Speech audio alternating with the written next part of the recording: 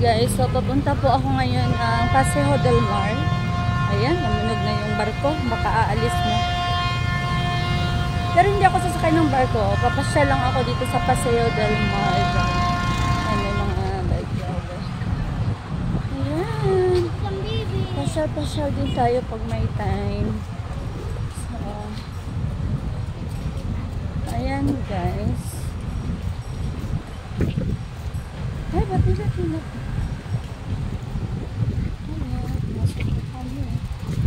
Sobrang mahangin, grabe.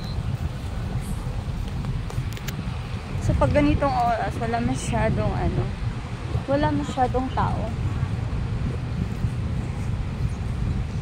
Sarap pala magpasyal mag-isa, guys. Ang ganda. Mamasyal mag-isa. Ayan, may mga playground dito. Pwede tayong maglaro kung gusto nyo. Yun, maaamoy mo talaga yung ano ng dagat. And then, syempre, makikita mo yung Santa Cruz Island, Pink Island. Ayan. Makikita nyo, guys. Sarap magpasyal-pasyal dito. Napaka-colorful. Ito yung tinatawag na ano, Zamboanga City. Ayan. Sa, ano to, Paseo del Mar. Pasyalan sa dagat, char. Paseo, pasyalan.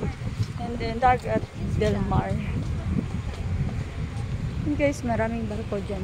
Mamaya, puntahan natin yan. Samahan nyo ako ipasyal. Samahan nyo ako mamasyal pala. Samahan nyo ako mamasyal dito sa ano, Paseo del Mar. Ayan, sulitin natin ang pamamasyal ni Lilibet. Kasing kulay ng blazer ko yung ano, upuan. Nakita nyo ba? Ayan, no? Halo pa. Parang uniform.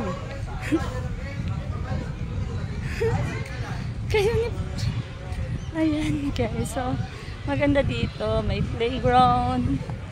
Pwede mo dalhin yung mga anak nyo dito. Ayan, sobrang ganda talaga ng mga playground dito. And then guys, isa sa mga ano dito sa Zamboanga City, para ka nasa Spain. Kasi yung mga tao dito nasasalita Chabacano, broken Spanish. So mamaya, pag may makita tayo, i-interviewin natin Chabacano, syempre, no?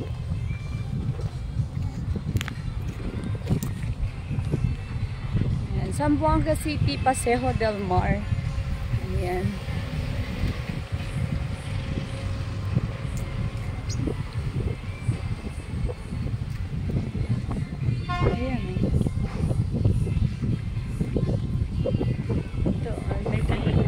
Dito guys, sobrang daming tao.